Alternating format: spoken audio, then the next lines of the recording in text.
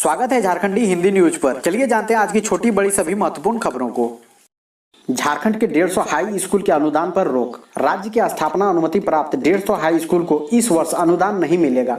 माध्यमिक शिक्षा निदेशालय द्वारा अनुदान के लिए आवेदन जमा करने को लेकर पत्र जारी कर दिया गया है। वित्तीय वर्ष 2020-21 के अनुदान को लेकर माध्यमिक शिक्षा निदेशालय द्वारा जारी पत्र में कहा गया है कि केवल अस्थायी मान्यता वाले माध्यमिक विद्यालय ही अनुदान के लिए आवेदन कर सकते हैं। स्थापना अनुमति प्राप्त विद्यालयों को अनुदान के लिए आवेदन जमा करने की अनुमति नहीं दी गई है, जबकि 2019 तक स्थापना अनुमति प्राप्त विद्यालयों को भी आवेदन करने की अनुमति दी जाती थी। जेपीएससी में अध्यक्ष नहीं, टल रही परीक्षाएं। झारखंड लोक सेवा आयोग में अध्यक्ष के पद रिक्त होने से आयोग में कई काम प्रभावित हो रहे हैं। पूर्व निर्धारित प्रतियोगिता परीक्षा भी टल रही है। आयोग अपरिहार्य कारण बताते हुए इस माह अब तक पूर्व निर्धारित 2 प्रतियोगिता परीक्षा को स्थगित कर चुका है। बताया जाता है कि अध्यक्ष के पद रिक्त होने से दोनों परीक्षाओं के संबंध में कुछ जरूरी निर्णय नहीं लिए जा सके, जिससे परीक्षाओं को स्थगित करना पड़ा। इन ट्रेनों की बुकिंग शुरू। दशहरा, दिवाली, छठ में घर जाना हुआ आसान। यदि आप त्योहार के सीजन में घर जाना चाहते हैं तो यह खबर आपके लिए खास है। जी हां, पश्चिम रेलवे ने कहा कि दशहरा, दीपावली और छठ त्योहारों को देखते हुए यात्रियों की सुविधा के लिए 12 जोड़ी विशेष रेलगाड़ियां चलाई जाएगी, जो 156 फेरे लगाएंगी। WR ने एक विज्ञप्ति में कहा कि इन 12 जोड़ी विशेष रेलगाड़ियों में से 5 जोड़ी बांद्रा टर्मिनल से, 2-2 जोड़ी इंदौर और उधना से, वहीं 1-1 जोड़ी ओखा, पोरबंदर और गांधीधाम स्टेशनों से चलेगी। विज्ञप्ति के अनुसार की सभी गाड़ियां विशेष रेलगाड़ियों के तौर पर चलाई जाएगी और उनका विशेष किराया होगा। ये रेलगाड़ियां पूरी तरह से आरक्षित होगी और इनके लिए बुकिंग 17 से 22 अक्टूबर के बीच प्रारंभ हो जाएगी। आपको बता दें कि झारखंड, बिहार और पश्चिम बंगाल समेत पूरे देश में 196 जोड़ी नई रेलगाड़ियां चलाई जाएगी। दुर्गा पूजा से पहले चलने वाली इन ट्रेनों को फेस्टिवल स्पेशल ट्रेन का नाम दिया गया है। इसमें झारखंड से चलने वाली 9 ट्रेनें भी शामिल है।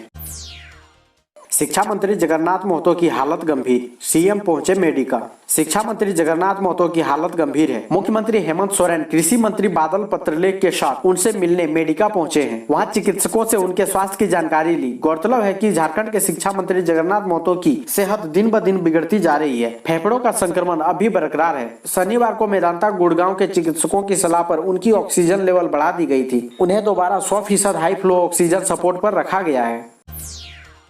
मोबाइल डाटा महंगा हो जाए तो रुक जाएगी बलात्कार की घटनाएं। झारखंड के डीजीपी ने कही यह बात। दुष्कर्म की बढ़ती घटनाओं के लिए मोबाइल का सस्ता डाटा जिम्मेदार है। सस्ता डाटा और पोर्नोग्राफी पर रोक लग जाए तो बलात्कार की घटनाओं में कमी आ सकती है। यह कहना है झारखंड के पुलिस महानिदेशक MV राव का। दुमका जिले में एक आदिवासी बच्ची की बलात्कार के बाद हत्या किए जाने की घटना पर राजनीतिक भूचाल आया तो प्रदेश के पुलिस प्रमुख ने यह बयान दिया। पुलिस महानिदेशक श्री राव ने दुमका जिले के रामगढ़ में नाबालिग आदिवासी से बलात्कार और बाद में उसकी हत्या की घटना पर रोष व्यक्त किया। उन्होंने इस वारदात की कड़े शब्दों में निंदा की और दुख व्यक्त किया। पुलिस ने इस मामले में तत्काल कार्रवाई की और रामगढ़ के थाना प्रभारी को उनके पद से हटा दिया गया।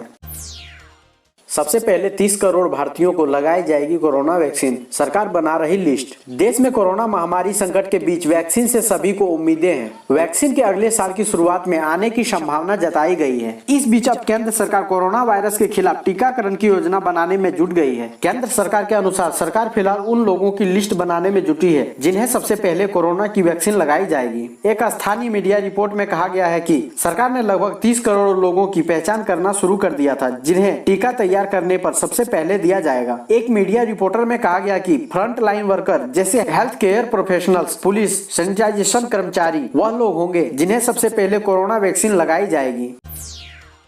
रघुवर दास ने मुख्यमंत्री हेमंत सोरेन को बताया अयोग्य। झारखंड के विकास के लिए केंद्र से मिल काम करने की दी नसीहत।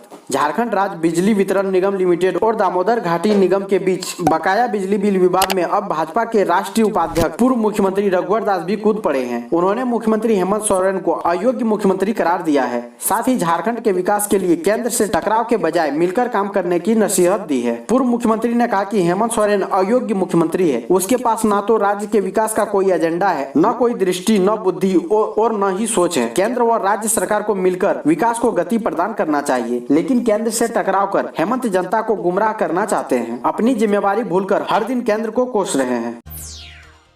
15 नवंबर से राज्य में शुरू होगी धान की खरीद, बोनस भी देगी राज्य सरकार। नए कृषि सुधार कानून के सैद्धांतिक विरोध के बीच राज्य सरकार ने झारखंड में अधिक से अधिक किसानों से सीधे न्यूनतम समर्थन मूल्य पर धान की खरीद का निर्णय लिया है। किसानों से एमसीपी पर धान की खरीद की प्रक्रिया राज्य स्थापना दिवस 15 नवंबर से शुरू की जाएगी। राज्य सरकार एमसीपी के अलावा किसानों को प्रति क्विंटल 132 रुपए का बोनस भी मुहैया कराएगी। स्पष्ट है कि राज्य में प्रति क्विंटल धान की खरीद 2000 रुपए पर की जाएगी।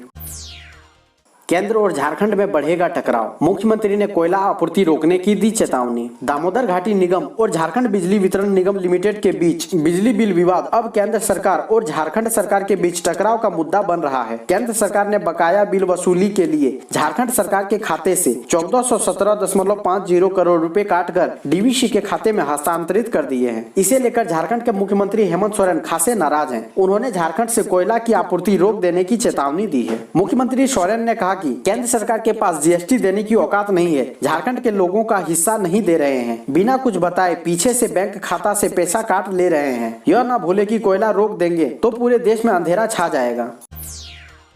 मध्यमा मदरसा और इंटर वोकेशनल की परीक्षा 28 से, झारखंड एकेडमिक काउंसिल ने जारी किया शेड्यूल। राज्य में मध्यमा मदरसा और इंटरमीडिएट वोकेशनल की परीक्षा 28 अक्टूबर से शुरू होगी। वहीं इंटरमीडिएट कंपार्टमेंटल की परीक्षा 6 नवंबर से, जबकि मैट्रिक कंपार्टमेंटल की परीक्षा 9 नवंबर से शुरू होगी। झारखंड एकेडमिक काउंसिल जैक ने शनिवार को इसके लिए शेड्यूल जारी कर दिए हैं। जैक की ओर से जारी शेड्यूल में मध्यमा की परीक्षा 28 अक्टूबर से 9 नवंबर तक चलेगी। इसमें 17,000 परीक्षार्थी शामिल होंगे। मध्यमा की प्रायोगिक परीक्षा यानी प्रैक्टिकल 11 से 13 नवंबर तक होगी। मदरसा की परीक्षा 28 अक्टूबर से 7 नवंबर तक होगी। इसमें 7,000 परीक्षार्थी भाग लेंगे। मदरसा की प्रैक्टिकल परीक्षा 10 से 12 नवंबर को होगी। वहीं इंटरमीडिएट वोकेशनल की परीक्षा 28 अक्टूबर से 5 नवंबर तक चलेगी। इस परीक्षा में 700 छात्र छात्राएं बैठेगी। वहीं इंटरमीडिएट वोकेशनल की प्रायोगिक परीक्षा 9 से 12 नवंबर तक उनके +2 स्कूलों में होगी। मध्यमा मदरसा और इंटरमीडिएट वोकेशनल की परीक्षा के लिए admit card Jharkhand academic council के वेबसाइट पर 23 अक्टूबर को अपलोड कर दिए जाएंगे।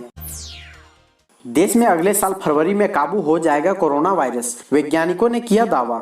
देश के शीर्ष वैज्ञानिक संस्थानों के आकलन में दावा किया गया है कि फरवरी 2021 तक कोरोना महामारी नियंत्रण में आ जाएगी। तब तक देश में कोरोना के लक्षणों वाले मरीजों की संख्या 1 करोड़ 6 लाख तक पहुंच चुकी होगी। लेकिन तब रोजाना आने वाले नए संक्रमणों की संख्या कुछ हजारों में रह जाएगी, जिसका प्रबंधन आसानी से किया जा सकेगा। IIT हैदराबाद के प्रोफेसर M विद्यासागर की अध्यक्षता में बनी विशेषज्ञ समिति ने रविवार को अपने अध्ययन के नतीजे जारी किए। प्रोफेसर विद्यासागर और IIT कानपुर के प्रोफेसर मनिंद्रा अग्रवाल ने प्रेस कॉन्फ्रेंस में कहा कि फरवरी 2021 तक लक्षणों वाले संक्रमितों की संख्या 106 लाख होगी, जो अभी 66 लाख के करीब है। फरवरी तक महामारी पर काबू होने की भी उम्मीद है, लेकिन यह तभी संभव होगा जब लोग कोरोना से बचाव के नियमों का पूरी तरह से पालन करना जारी रखें। कोरोना की एक दवा बचाएगी 3 महामारियों से, जाने क्या है वैज्ञानिकों का दावा। कोरोना वायरस की एक दवा 3 महामारियों से सुरक्षा देगी। 200 वैज्ञानिकों द्वारा किए शोधों के आधार पर यह दावा किया गया है। शोधकर्ताओं ने पाया कि कोविड-19 से पहले दुनिया में फैल चुकी 2 महामारी सार्स और मार्स के वायरसों की प्रकृति भी मिलती जुलती है। ये तीनों वायरस अपने स्पाइक प्रोटीन के जरिए इंसानी कोशिकाओं पर हमला करके उन पर कब्जा कर लेते हैं। इसलिए वैज्ञानिक जो दवाएं अथवा उपचार इजाद कर रहे हैं वे तीनों महामारियों पर कारगर होंगे। गौरतलब है कि अभी तक सार्स और मार्स कोरोना वायरस की कोई दवा नहीं बन सकी है। दुर्गा पूजा अवकाश के बाद फिजिकल कोर्ट शुरू करने की मांग, चीफ जस्टिस को लिखा पत्र। झारखंड हाईकोर्ट के वकीलों ने दुर्गा पूजा अवकाश के बाद सामान्य कोर्ट शुरू करने की मांग की है। अधिवक्ताओं ने कहा कि लॉकडाउन और कोरोना संक्रमण के दौरान वकीलों ने कोर्ट से पूरे तालमेल के साथ काम किया है, लेकिन वकीलों की परेशानी का ध्यान नहीं रखा जा रहा है। इसे देखते हुए पूजा अवकाश के बाद 2 नवंबर से फिजिकल कोर्ट शुरू किया जाना चाहिए। फिजिकल कोर्ट शुरू नहीं होने पर 3 नवंबर से अधिवक्ता लोकतांत्रिक तरीके से आंदोलन करेंगे। इसको लेकर झारखंड हाईकोर्ट एडवोकेट एसोसिएशन की अध्यक्ष रितु कुमार ने चीफ जस्टिस को पत्र लिखा है। झारखंड में समग्र शिक्षा अभियान, एक स्कूल में लगाए जाएंगे 10 कंप्यूटर। राज्य के 1203 हाई स्कूल व +2 स्कूलों में कंप्यूटर एजुकेशन शुरू किया जाएगा। इसकी तैयारी शुरू कर दी गई है। झारखंड शिक्षा परियोजना द्वारा इन स्कूलों में कंप्यूटर लैब के लिए एजेंसी चयन की प्रक्रिया शुरू कर दी गई है। इसके लिए टेंडर आमंत्रित किया गया है। एक विद्यालय में 10 कंप्यूटर सेट लगाए जाएंगे। 5 वर्ष तक इसके संचालन और रखरखाव की जिम्मेदारी संबंधित एजेंसी की होगी। विद्यालयों में समग्र शिक्षा अभियान के तहत कंप्यूटर लगाए जाएंगे। इसके लिए 60% राशि भारत सरकार और 40% राशि राज्य सरकार द्वारा दी जाएगी। मालूम हो कि राज्य के सभी हाई स्कूल में चरणबद्ध तरीके से कंप्यूटर शिक्षा शुरू करने की योजना है। भाजपा ने कहा हेमंत सरकार को बर्खास्त करें राज्यपाल। दुष्कर्म सहित अन्य आपराधिक घटनाओं के विरोध में रविवार को भारतीय जनता पार्टी की देवघर जिला इकाई की ओर से वीर कुंवर सिंह चौक पर धरना दिया गया। राज्यपाल को संबोधित ज्ञापन आयुक्त को सौंपते हुए राज्य की हेमंत सरकार को बर्खास्त करने की मांग की गई। कहा कि हेमंत सरकार ने जब से झारखंड की कमान संभाली है तब से आज तक राज्य के विभिन्न शहरों व गाँवों में आए दिन दुष्कर्म, हत्या, रंगदारी, डकैती, लूट की घटना हो रही है। यहाँ की खनिज संपदा को सरकार अवैध ढंग से लुटवा रही है। विधि व्यवस्था पूरी तरह से बेपटरी हो चुकी है। महिलाएं व आम जनता अपने आप को सुरक्षित महसूस नहीं कर रही। बरहेट व रामपुर में दुष्कर्म व हत्या की घटना इसका ताजा उदाहरण है। भ्रष्टाचार चरम पर है। राज्यपाल से अविलंब हेमंत सरकार को बर्खास्त करने की मांग की गई। त्योहारी सीजन में ई कॉमर्स को ऐसे टक्कर देंगे रांची के कारोबारी, तैयार है खाका। कोरोना वायरस संक्रमण से बचाव के लिए जारी लॉकडाउन के बीच त्योहारी सीजन में federation of Jharkhand chamber of commerce and industries को अर्थव्यवस्था पटरी पर लौटाने की उम्मीद है। इस दौरान सरकार द्वारा निर्धारित एसओपी का हर हाल में पालन करने पर जोर दिया गया। वहीं स्थानीय व्यापारियों को भी ऑनलाइन व्यापार की तर्ज पर अपने व्यापार को बढ़ाने पर जोर दिया गया। इस मामले पर रांची स्थित चैम्बर भवन में क्षेत्र के रिटेलर, इलेक्ट्रॉनिक, कॉस्मेटिक, जूता चप्पल, मोबाइल फोन, फर्नीचर, बर्तन सहित अन्य उत्पादों के व्यापार से जुड़े व्यापारियों के साथ चैम्बर सदस्यों की बैठक हुई। बैठक में लॉकडाउन की चुनौतियों से निपटने के बाद व्यापारी किस प्रकार से व्यापार को दोबारा पटरी पर लाने का प्रयास कर रहे हैं, इस पर व्यापक रूप से गहन चर्चा की गई। दुष्कर्म की घटनाओं में वृद्धि के विरोध में धरना पर बैठे धनबाद सांसद, मुख्यमंत्री पर लगाया अराजकता फैलाने का आरोप। झारखंड प्रदेश भाजपा के पूर्व अध्यक्ष धनबाद के सांसद पीएन सिंह ने मुख्यमंत्री हेमंत सोरेन पर झारखंड में अराजकता पैदा करने का आरोप लगाया है। उन्होंने कहा कि मुख्यमंत्री ने झारखंड से कोयला बाहर जाने से रोकने की चेतावनी केंद्र सरकार को दी है। इससे केंद्र और झारखंड में टकराव बढ़ेगा। झारखंड और झारखंड की जनता का नुकसान होगा।